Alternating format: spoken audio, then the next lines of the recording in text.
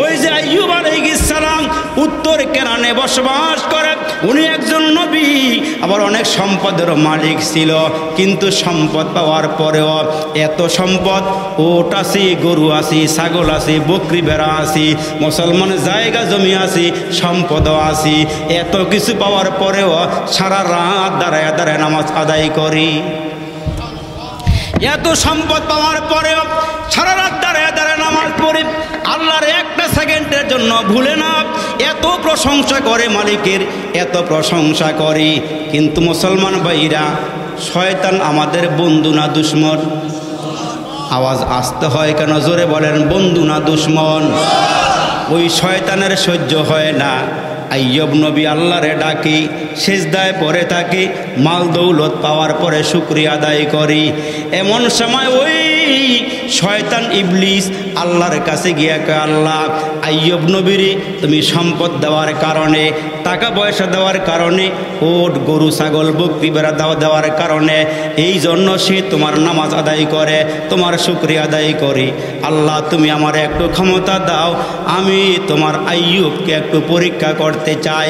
আমি দেখব ওই পরীক্ষার মধ্যে সে পাশ করে না ফেল করি। আমার আল্লাহ জানায় দিলেন, কি করতে চাও? কয়, আল্লাহ, আমি মুহূর্তের মধ্যে তার সবগুলো সম্পদ নষ্ট করে দিতে চাই, দেখি তারপরও সে তোমার ইবাদত করে কি না।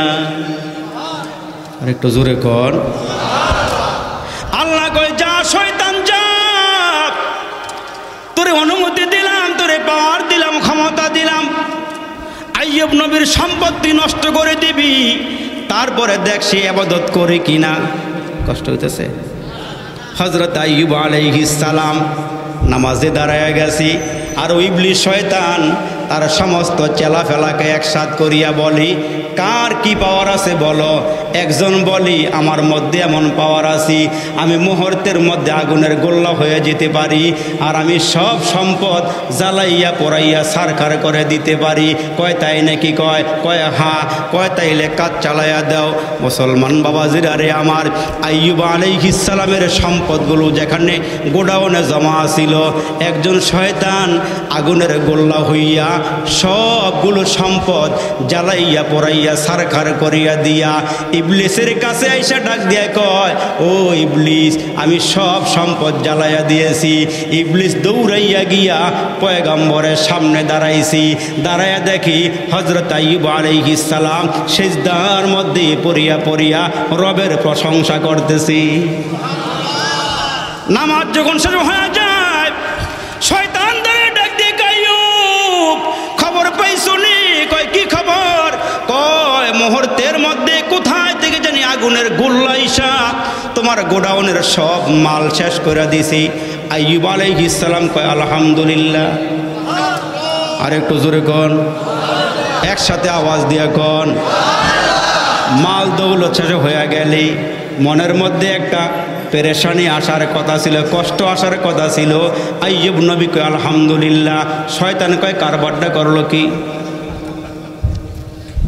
আমি সব সম্পদ শেষ করে দিলাম, আর এই বেটাকে আলহামদুলিল্লাহ। আল্লাহ দরবারে গিয়ে আবার শয়তান ডাক দিয়ে, আল্লাহ, আমি চাইতেছি তার সন্তানগুলো সব শেষ করিয়া দিতাম। আইয়ুব নবীর 4 জন বিবি ছিল, একজনের নাম হলো জাহেদা, আরেকজনের নাম হলো সলেহা, আরেকজনের নাম হলো খালেসা, 4th নম্বর বিবির নাম ছিল রহিমা। ওই রহিমা ছিল হযরত ইউসুফ আলাইহিস সালামের পুত্নী। এরে মুসলমান, তার গর্বে ওই 4 জন বিবির গর্ভ থেকে এক রেওয়ায়াতে আসছে 14 জন সন্তান, আরেক রেওয়ায়াতে আসছে 27 জন, আরেকটা রেওয়ায়াতে আসছে 29 জন সন্তান আল্লাহ দান করেছিলেন। ওই সন্তানগুলো সব মাদ্রাসায় লেখাপড়া করে, সবগুলো ছেলে মেয়ে একসঙ্গে মাদ্রাসায় লেখাপড়া করি। ওই শয়তান তাকায়া দেখে এরা বিল্ডিংয়ের ছাদের নিচে বৈশা বৈশা এরা দিন শিখতেছি, এরা মাদ্রাসার সবক পড়তেছি। শয়তানকে আল্লাহ ক্ষমতা দিয়া দিছি, ছাদের উপরে উইঠা ছাদকে ধসাইয়া দিয়া সবগুলো সন্তান মেরে ফেলেছে। সবগুলো সন্তান মুহূর্তে হয়ে গেছি। শয়তান একটা দৌড় দিয়া গিয়া হযরত আইয়ুব আলাইহিস সালামের কিনারায় দাঁড়ায়া ডাক দিয়ে, আইয়ুব খবর পাইছো নাকি? কি কয়, কি খবর?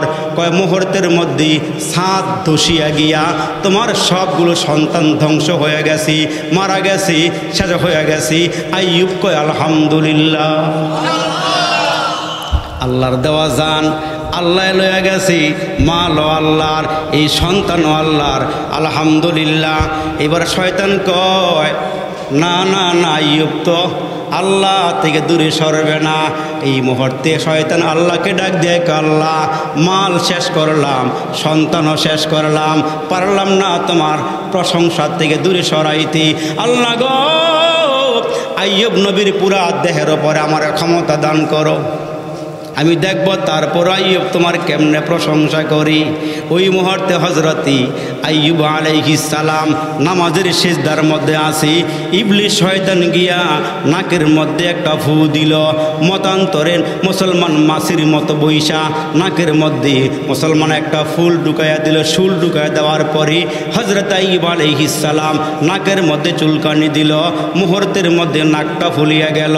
পরের দিন দেখা গেল মাথার থেকে নিয়ে পা পর্যন্ত পুরাটা দেহের মধ্যে ফসকা পড়ে গেল।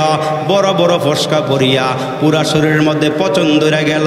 আর ওই পচন দেহের ভিতরে বড় বড় পোকা আইসা হাজির হয়ে গেল। ওই পোকাগুলো আইসা শরীরের চতুর্দিকে কিলবিল কিলবিল শুরু করে দিছি। পয়গম্বর আইয়ুব দেহের মধ্যে পচন ধরে গেছে। মুসলমান পোকাগুলো কিলবিল কিলবিল করতে করতে গোশতগুলো খাইতেছে। আল্লাহু আকবার, আল্লাহু আকবার। এক এক করে তিনজন বিবি বিদায় হয়ে গেল। এখন সঙ্গে আছে শুধু রহিমা, রহিমা সঙ্গে আছি। কিন্তু মুসলমান দেখা গেল পোকা হওয়ার কারণে, দেহের মধ্যে পচন ধরার কারণে আশপাশে কেউ থাকতে পারে না। 2-4 মাইল এলাকার মধ্যে দুর্গন্ধের কারণে কেউ থাকতে পারে না। ওই আইয়ুব আলাইহিস সালামের বকরি বেড়া উট দুম্বা যারা চালাইতো রাখাল, এরা পর্যন্ত বাড়ির থেকে লাঠি সোটা নিয়ে আইসা পয়গম্বরের সামনে দাঁড়ায় ডাক দেয়, আইয়ুব তোমার কারণে আমরা বাঁচতে পারতেছি না, দুর্গন্ধের কারণে থাকতে পারতেছি না। তুমি এলাকা ছাড়ো, তুমি বাড়িঘর ছাড়ো, এখানে থাকতে পারবা না। এলাকার সব মানুষ খেপে গেল। এখন আইয়ুব আলাইহিস সালাম একজন পয়গম্বর, আবার মুসলমান ধনাঢ্য ছিল। এদিক দিয়ে মুসলমান অনেক সম্পদের মালিকও ছিল। যেই রাখালেরা পয়গম্বরের বাড়িতে কাজ করত, ওই রাখালগুলো লাঠি সোটা নিয়ে পয়গম্বরের সামনে দাঁড়ায় গেল। হযরত আইয়ুব আলাইহিস সালাম ডাক দিয়ে কই, কি রে তোরা না আমার রাখাল ছিলি, তোরা না আমার বাড়িতে কাজকর্ম করতি? কয় ছিলাম, বলা ছিলাম, এখন তো নাই। আপনার কারণে আমাদের এলাকার সব মানুষ মারা যাবে, তা হইতে পারে না, বিডা বাড়ি ছাড়েন। এখন মুসলমান এই আইয়ুব পয়গম্বরের পুরাটা দেহের ভিতরে পোকা আর পোকা। কিন্তু আইয়ুব আলাইহিস সালাম মাওলাকে ডাক দেয়, মাওলা রে তুমি আমার হাত নিয়ে যাও, তুমি আমার পা নিয়ে যাও, কিন্তু আল্লাহ শয়তান থেকে আমার হেফাজত কইরো। আর 2টা অঙ্গ তুমি ঠিক রাইখো। একটা অঙ্গ হলো জিহ্বা, আর একটা অঙ্গ হইল আমার অন্তর। আমি যেন অন্তরে তোমারে রাখতে পারি, আর জিহ্বা দিয়া তোমারে ডাকতে পারি। আয় আল্লাহ, হাত খায়া বলা অসুবিধা নাই, পা খায়া বলা অসুবিধা নাই, তুমি আমার জিহ্বাটা ঠিক রাইখো রে মালিক। আল্লাহ তুমি আমার অন্তরটা ঠিক রাইখো। এখন সবাই দূরে চলিয়া গেল। ওই যে হযরত ইউসুফ আলাইহিস সালামের পত্নী রহিমা নিজের কাঁধে লইয়া স্বামী লইয়া দৌড়াইতে শুরু করলো। মহিলা মানুষ, স্বামী ওজনদার, কাঁধে লইয়া দৌড়ার, আল্লাহ কি পরীক্ষার মধ্যে পালাইলা। রহিমা তার স্বামী আইয়ুব আলাইহিস সালামকে নিয়ে পাহাড়ি এলাকায় গর্তের কিনারায় চলে গেল। এখন খাওয়া নাই, দাওয়া নাই, কোনো সম্পদ নাই। এলাকায় ঘুরিয়া ঘুরিয়া রহিমা স্বামীর জন্য খানা নিয়ে আসি, স্বামীরে খানা খাওয়ায়। এ নবীর উম্মতের দল, বাবাজিরা রে, এই রহিমা কষ্ট করে কইরা এলাকার থেকে ভিক্ষা কইরা কইরা না স্বামীরে খাওয়ায় আসি। আর ওই মুহূর্তে আইয়ুব ডাক দিয়ে আল্লাহ মাবুদ রে, এক একটা কামড়ের কারণে আমার দেহের অবস্থা বড় খারাপ। আয় আল্লাহ, পোকায় কামড় দিলে কলিজা ছিঁড়ে যায়, আল্লাহ হাতে কামড় দিলে কলিজায় গিয়া লাগে, পায়ে কামড় দিলে কলিজায় গিয়া লাগে। আল্লাহ তুমি আমারে কি পরীক্ষায় পালাইলা? আল্লাহ পরীক্ষা করো, অসুবিধা নাই, তবে আমারে সবুর করার তৌফিক দিও। আল্লাহ আমি যেন সবুর করতে পারি, আমারে তৌফিক দিও। এখন রহিমা ঘুরিয়া ঘুরিয়া এই কাজ করিয়া করিয়া স্বামীর জন্য রুটি নিয়ে আসে, খানা খাওয়ায়, কিন্তু শয়তান বসিয়া নাই। আরেক রেওয়ায়াতে আসছি ওই রহিমা পাশের এক সওদাগরের বাড়িতে গিয়া বলে আমার একটু কাজকর্ম দেন, কিন্তু সওদাগরের বিবি তাকায়া দেখে রহিমার নাকে অস্মরণের জিনিস, কানে অস্মরণের জিনিস, গলায় অস্মরণের জিনিস। আর ওই মুহূর্তে সওদাগরের বিবি ডাক দিয়া কয় তোমাকে দেখতে কাজের মেয়ের মতো মনে হয় না, তুমি কি জন্য আসছো বলো, তুমি বলো কি জন্য আসছো? কয় সওদাগর বিবি শোনো, আমি আসলে কাজের মেয়ে নই, আমরা একটা পরীক্ষার মধ্যেই পড়ে গেছি, আমরা পরীক্ষার মধ্যে পড়ে গেছি। আমি পয়গম্বরের বিবি, আমার স্বামীর নাম হলো হযরত আইয়ুব। সওদাগর বিবি ডাক দিয়া কয় তুমি যদি পয়গম্বরের বিবি হয়ে থাকো, আমি কালমা পড়ে মুসলমান হয়ে গেলাম, তোমার কোনো কাজকর্ম করতে হবে না, তুমি খালি আমার ঘরে আসবা, ইবাদত করবা, আর টাইম মতো খানা নিয়ে তোমার স্বামীরে খাওয়াইবা। এর নবীর উম্মতের দল। বিবি রহিমা ছিল অনেক সৌন্দর্যের অধিকারী, আর ওই সওদাগরের স্বভাবটা বেশি ভালো ছিল না। বিবি ডাক দিয়া কয় সাবধান, এই মহিলার দিকে তুমি তাকাইবা না, কুনজর দিবা না, তাহলে তুমি হালাক হয়ে যাইবা, তুমি ধ্বংস হয়ে যাইবা। তবে শুনিয়া রাখো, এই ভদ্র মহিলা একজন পয়গম্বরের বিবি। কয় তাইলে একটা কাজ করো, যদি পয়গম্বরের বিবি হয়ে থাকে তাহলে সে বরকতি হবে, বরকতি হবে, দামি মহিলা হবে। তার একটা কাজ কইরু, তার যে ওড়না আছে ওড়না থেকে একটু কাপড় কাটিয়া রাইখু। আরেক রেওয়ায়াতে আসছে বরকতের জন্য রহিমার মাথার চুল থেকে কয়েকটা চুল কেটে রাইখা দিও, হয়তো আমাদের জন্য বরকত হবে। অনেক অনুনয় বিনয় করার পরে এক রেওয়ায়াতে আসছে মুসলমান কাপড়ের আঁচল কাটিয়া দিয়েছিল, আরেক রেওয়ায়াতে আসছে চুল কাটিয়া দিয়েছিল। আর এদিক দিয়া শয়তান কিন্তু বসিয়া নাই, শয়তান হাঁটি হাঁটি পা পা করিয়া হযরত আইয়ুব আলাইহিস সালামের কাছে আইসা ডাক দিয়ে আইয়ুব জানো নেই তোমার বিবি তোমার জন্য রুটি আনতে গিয়া অপকর্ম করছি, ওই অপকর্ম করার কারণে তোমার বিবির মাথার চুল কাটিয়া রাইখা দিছি, আরেক রেওয়ায়াতে আসছে ওড়না কাইটা রাইখা দিছি। আর এদিক দিয়া রহিমা যখন রুটি লইয়া হাজির হয়েছি, আইয়ুব আলাইহিস সালাম ছিল একনিষ্ঠ আল্লাহর নবী, কোনো শিরিকের ধারে কাছেও যায় নাই।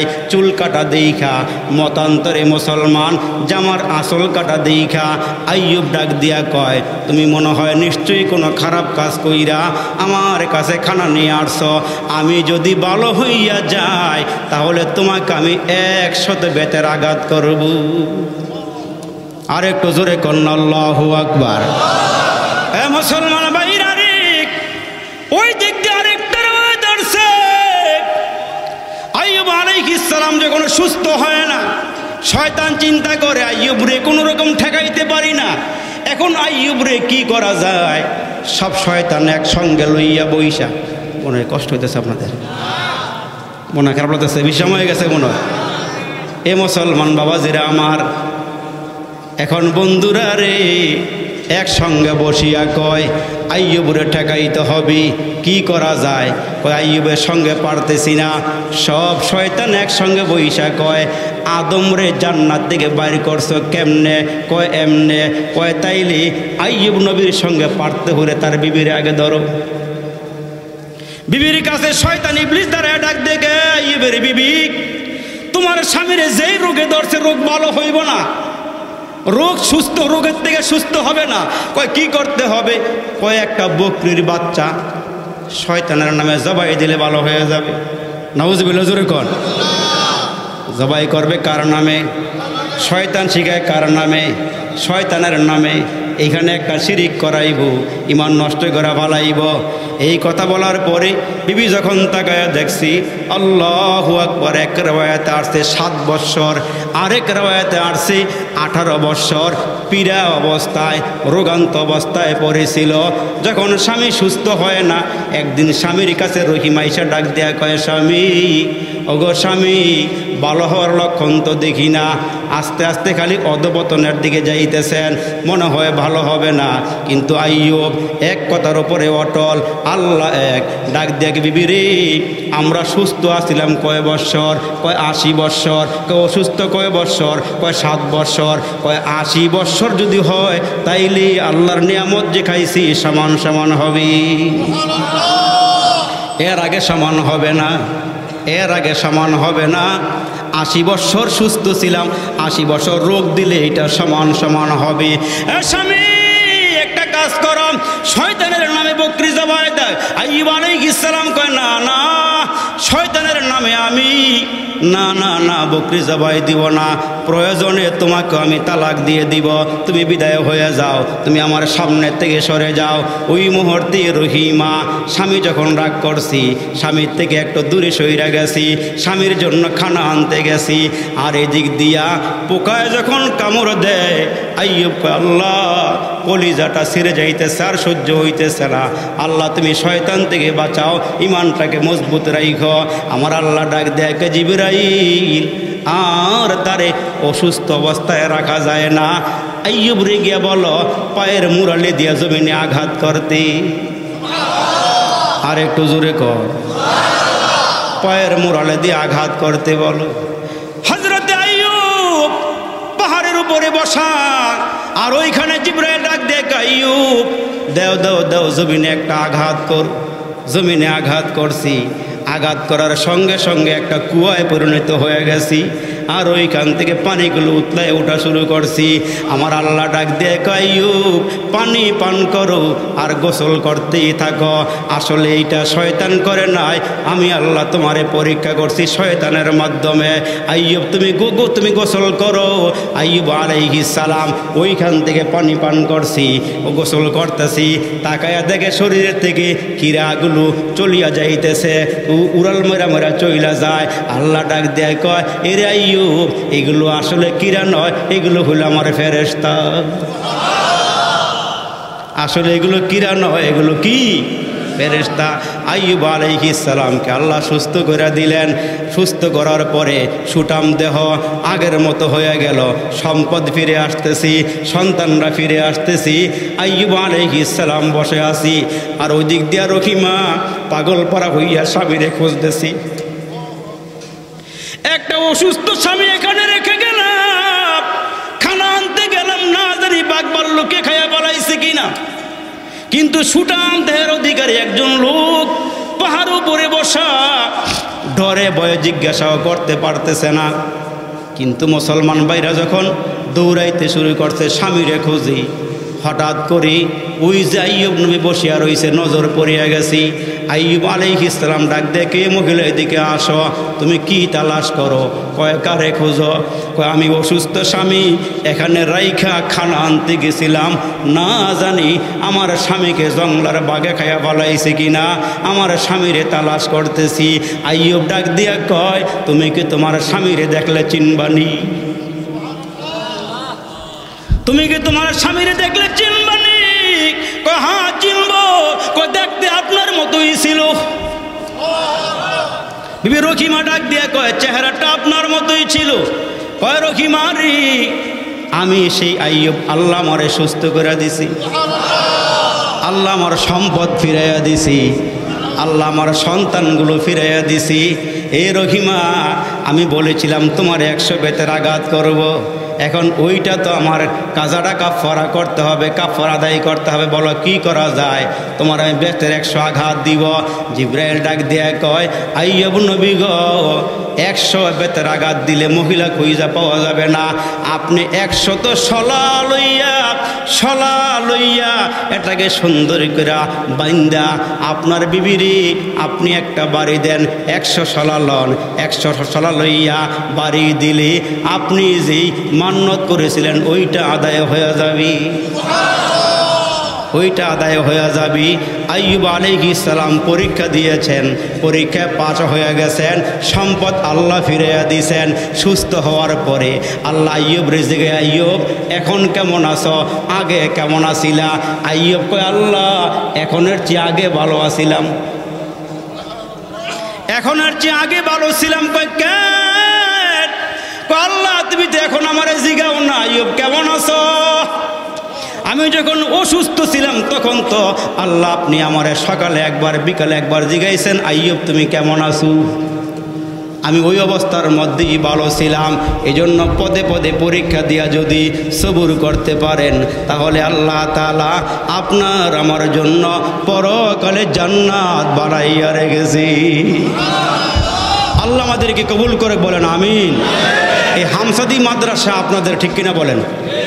সবাই তো বলেন নাই। আমি যত করেছি আমরা ক্ষমা তুমি করিও, বেগুনা পাঠাইছো রে মালিক গুনা নিয়া যাব, কবরে হাসরে তোমায় কেমনে মুখ দেখাবো।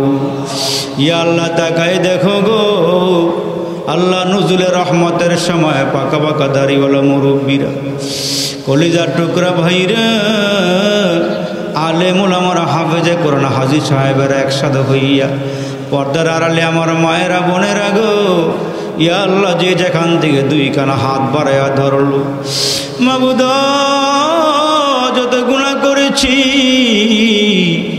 গুনার বোঝা নিয়া কাঙ্গালের মতো হাতগুলো বাড়াই দিয়েছি।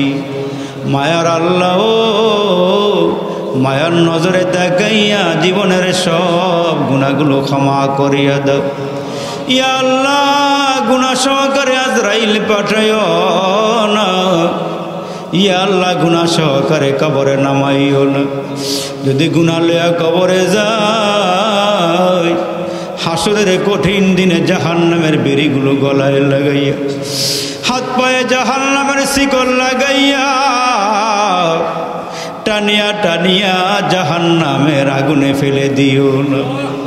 মায়ার আল্লাহ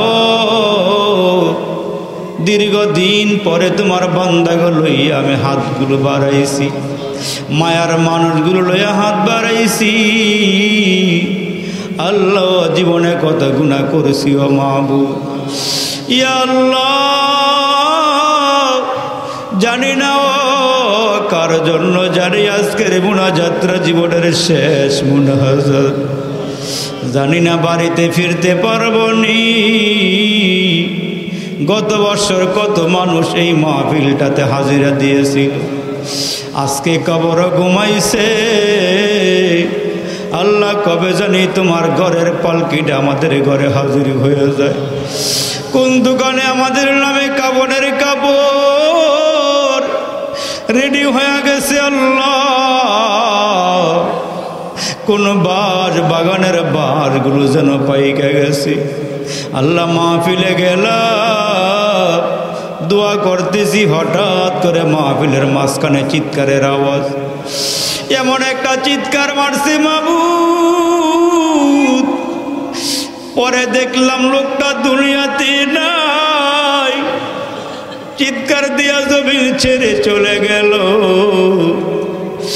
আল্লাহ জীবনে কত মুনাজাত করলাম দেশে বিদেশের মাবুদ, জানি না কোন মুনাজাত কবুল করছো। আল্লাহ গুনাহগারের দিল বলে আজকের দোয়াটা ফেরত দিবা না। আল্লাহ আমাদের দোয়া কবুল করে লও, আল্লাহ তুমি আমাদেরকে মাফ করে দাও। ই আমার বাবা আমার ভাই, কার জানি মা নাই, কার জানি বাবা নাই। মাঠটার দিকে ছায়া ছায়া দেখলাম নিজের বাবার চেহারার মতন একজন মানুষও পাইলাম না, কার জানি বাবা নাই। আসার পরে এক লোক আমার ধইরা চোখের পানিগুলো ছেড়ে দিয়া কয় হুজুর নিজে নিজের হাতে নিজের বাবারে গোসল দিয়া কবর নামাইছি, নিজের হাতে বাবারে কবর শুয়াইছি।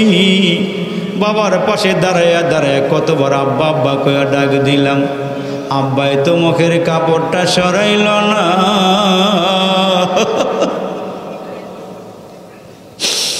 আব্বাই যে কিছু বলল না, কবরে ঘুমায় গেল।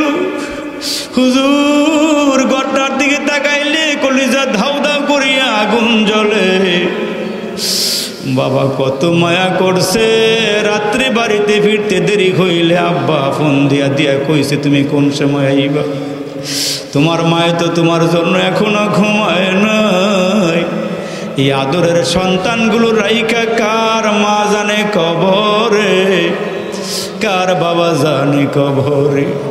এরে যুবক, আজকে যদি আব্বা আম্মার নামে 1 ফোঁটা 2 ফোঁটা চোখের পানি পালাইতে পারো, এই পানি ফেরেশতার মাধ্যমে আল্লাহ জমা করিয়া তোমার মার কবরে বাবার কবরে যখন চোখের পানি দিবে, জাহান্নামের আগুনগুলো নিভিয়া যাবে। আব্বায় মা ডেকে ডেকে বলবে কিসের পানি দিলাম, এটা কি জমজমের পানি নাকি আবে হায়াতের পানি নাকি হাউজে কাউসারের পানি? ফেরেশতারা বলবে না না না, এটা দুনিয়ার কোনো পানি নয়, তোমার সন্তানের চোখের পানি। আল্লাহ ডাক দেন, আল্লাহ বাবারা জোরে ডাক দেন না, ইয়া আল্লাহ ইয়া আল্লাহ।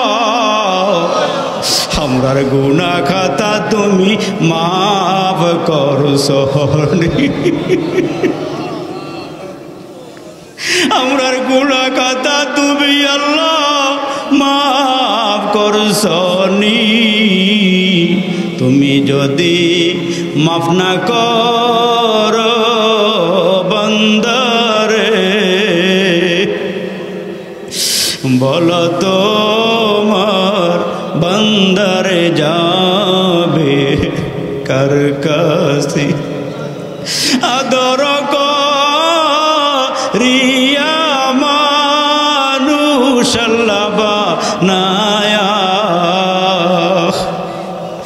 কেমনে দিবা জাহান্নামে ফেলিয়া।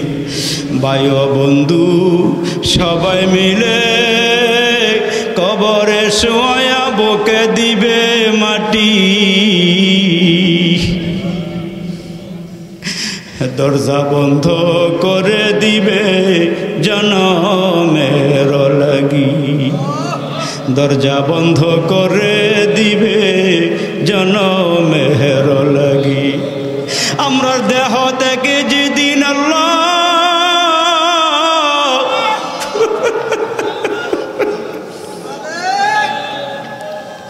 আমরা দেহ থেকে যেদিন আল্লাহ বাহির করবা যা,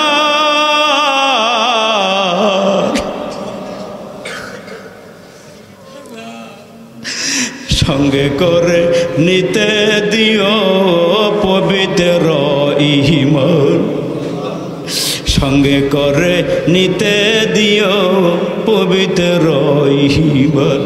আল্লাহ তুমি আমাদেরকে মাফ করিয়া দাও। আল্লাহ মাহফিলটা তুমি কবুল করে নাও, এই মাদ্রাসা কবুল করে নাও, কমিটিরে কবুল করে নাও, এলাকাবাসীরে কবুল করে নাও, দানবীর ভাইদেরকে কবুল করে নাও। ইয়া আল্লাহ, হে আল্লাহ মাহফিল থেকে আমাদেরকে মাফ করে দাও। ইয়া আল্লাহ এলাকার গণ্যমান্য ব্যক্তিরা, ইয়া আল্লাহ আমাদের চেয়ারম্যান সাহেব সহ মেম্বার সাহেব সহ এলাকার গণ্যমান্য ব্যক্তিরা কাছে দূর থেকে যারা এখানে হাজিরা দিয়েছে, আল্লাহ সবাইকে মাফ করে দাও। আল্লাহ আমার নিচে যারা বসা আমার বাবারা যুবকেরা সবাইরে মাফ করে দাও। আল্লাহ মুরব্বীদেরকে আবু বকর সিদ্দিকের মতো বানায় দাও, যুবকদেরকে হযরত খালিদ বিন ওলীদের মতো বানায় দাও। ইয়া আল্লাহ শিবলি ভাইয়ের মা, ইয়া আল্লাহ দুনিয়াতে বিদায় হয়ে গেছি, আল্লাহ ওনার আম্মারও মাফ করে দিও। আল্লাহ একটা লোকের কথা বারবার বারবার মনে পড়ে যায়, ডাক্তার আব্দুর রউফ সাহেব। আল্লাহ দেখলে টান দিয়া বুকে নিয়া কত মায়া করতো, কত মোহাব্বত করতো। ইয়া আল্লাহ এই লোকটা কবরে শুয়ে পড়ছে, তার জীবনের গুনাহ মাফ করে দাও আল্লাহ, লোকটারে মাফ করে দাও, কবরে জান্নাতের বাগান বানায়া দাও ইয়া আল্লাহ, ইয়া আল্লাহ। যারা যারা কবরে শোয়া সবাইরে মাফ করে দাও ইয়া আল্লাহ। এলাকার হামসাদি, পঞ্চবটি, আশপাশের গ্রাম থেকে আল্লাহ যারা কবরে শোয়া সবাইরে মাফ করে দাও আল্লাহ। সবার কবরগুলো জান্নাতের বাগান বানায়া দাও ইয়া আল্লাহ। এই মাহফিল থেকে আমাদের সবাইরে মাফ করে দাও ইয়া আল্লাহ। মুরব্বীদেরকে মাফ করে দাও ইয়া আল্লাহ। যুবকদেরকে মাফ করে দাও আল্লাহ। আগামীকালকে যিনারা এখানে আসবে, বয়ান করবে, আল্লাহ সহি কথা বলার তৌফিক দান করো। মোহাব্বতে ওয়াজ শুনলো যারা এই মাহফিলে আসিয়া, আল্লাহ তাদের মরণ কইর কাবা ঘরে নিয়া, আল্লাহ তাদের মরণ কইর রওজা পাকে নিয়া। রব্বির হামহুমা কামা রব্বায়ানি সগীরা, রব্বির হামহুমা কামা রব্বায়ানি সগীরা। মরণকালে সকলের দিলে জবানে কালমাটা পড়াইয়া দিও লা ইলাহা ইল্লাল্লাহু মুহাম্মাদুর রাসূলুল্লাহ।